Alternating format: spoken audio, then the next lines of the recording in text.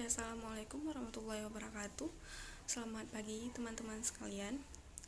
Oke, pada zaman modern saat ini, tentu kita sering mendengar kata-kata laporan keuangan dalam sebuah perusahaan. Nah, sebenarnya apa sih yang dimaksud dengan laporan keuangan ini, atau apa tujuannya dibuat laporan keuangan? Seperti kita tahu bahwasanya setiap perusahaan pasti memiliki akuntan ataupun orang yang bertanggung jawab untuk membuat laporan keuangan. Tapi kenapa sih dibuat laporan keuangan ini? Jadi begini, laporan keuangan dibuat di perusahaan itu untuk mengaudit ataupun membuat laporan-laporan tentang keuangan perusahaan yang ditujukan untuk pengambilan keputusan secara mendalam ya, bagi pihak perusahaan maupun pihak luar atau investor. Nah, maka dari itu, laporan keuangan harus dibuat dengan secara teliti dan jelas, kan? Kenapa seperti itu? Karena jika laporan keuangannya salah, maka pengambilan keputusan ke depannya juga akan salah. Nah, maka dari itu dibutuhkan di setiap perusahaan itu harus ada yang menganalisis laporan itu untuk mengetahui apakah laporan ini sudah benar ataupun ada yang salah dengan laporan ini. Maka dari itu, dalam akuntansi ada yang namanya pembelajaran tentang analisis laporan keuangan. Nah, saya Silva Umaira hari ini dari program studi akuntansi angkatan 2019 Universitas Samudra ingin menjelaskan secara ringkas tentang apa sih yang dimaksud dengan pengertian analisis laporan keuangan. Jadi, dikatakan bahwa analisis laporan keuangan merupakan monumen penting ya, yang wajib atau tidak bisa dipisahkan dari laporan keuangan itu ataupun tidak bisa dilepaskan dari perusahaan.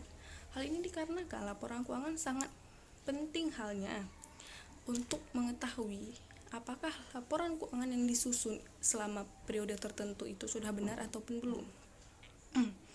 Di sini dikatakan bahwasanya sebelum mengetahui apa itu analisis laporan keuangan, mari ingat jenis-jenis laporan keuangan terlebih dahulu. Apa saja jenis-jenis laporan keuangan? Yang pertama ada laporan keuangan, ada neraca, habis itu ada neraca saldo, lalu ada lagi laporan arus kas, laporan perubahan modal, sampai akhirnya kita menemukan laporan keuangan yang konkret gitu.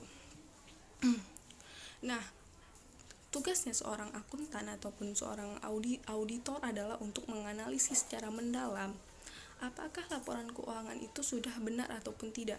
Nah, maka dari itu di sini ada beberapa tujuan analisis laporan keuangan. Yang pertama itu ada untuk mengetahui kemampuan perusahaan dalam melunasi hutang-hutangnya. Nah, apa yang dimaksud dengan mengetahui kemampuan perusahaan untuk melunasi hutang-hutangnya? Biasanya seorang investor akan melihat atau mengevaluasi lah laporan keuangan ini. Apakah sebuah perusahaan itu mampu membayar hutang-hutangnya kepada perusahaan lain, ataupun apakah ketika seorang investor menginvestasikan uangnya kepada perusahaan itu, apakah perusahaan itu mampu untuk memberikan timbal balik yang setimpal kepada investor ini. Nah, disinilah dibutuhkan analisis laporan keuangan yang benar. Karena apa? Analisis laporan keuangan ini tentunya akan digunakan bagi perusahaan maupun bagi investor untuk mengambil pengambilan keputusan. Kita sambung, yang kedua adalah menilai kinerja bisnis pada tahun berjalan. Nah, jadi biasanya periode analisis laporan keuangan atau pelaporan keuangan itu dia ada periode tertentu. Bisa jadi misalnya begini, dalam periode 5 tahun yang akan mendatang ataupun 5 tahun yang lalu kita analisis tuh laporan keuangannya.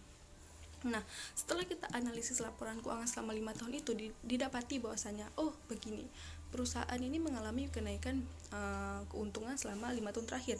Misalnya dari tahun 2015 sampai 2020 begitu kan. Tapi ada juga perusahaan yang kita tahu bahwasanya ini keuntungannya naik turun nih, tidak bisa digunakan, bukan kan begitu? Nah, disitulah menjadi pertimbangan bagi seorang investor apakah mereka ingin tetap menginvestasikan uangnya pada perusahaan tersebut ataupun tidak.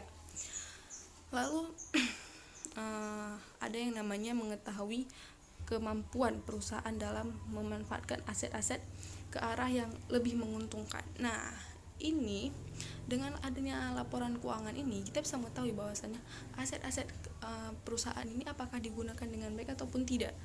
Nah, itu juga akan menjadi dasar bagi seorang pemimpin untuk mengambil keputusan bahwasanya ini bisa nih kita wujudkan menjadi hal yang lebih baik lagi. Nah, lalu ada metode analisis laporan keuangan. Ada dua metodenya. Yang pertama ada metode horizontal. Metode analisis keuangan horizontal adalah metode analisis dengan membandingkan pos-pos perusahaan ke pos-pos laporan keuangan yang sama pada periode tahun tertentu. Nah, berarti maksudnya itu seperti ini. Kayak kita menganalisis nih. Metode analisis kita dengan membagikan atau membandingkan pos-posnya itu dengan perusahaan dengan metode dengan tahun tertentu. Nah, misalnya dari tahun 2017 nih ke 2018. Nah, tahunnya kan berbeda kan. Itulah dibutuhkan yang namanya metode horizontal. Dalam metode horizontal ada yang namanya analisis tren atau indeks. Lalu ada namanya analisis sumber dan modal. Nah, habis itu ada analisis perubahan kotor. Digunakan untuk mengetahui faktor-faktor penyebab laba rugi ataupun laba kotor perusahaan dan periode perusahaan.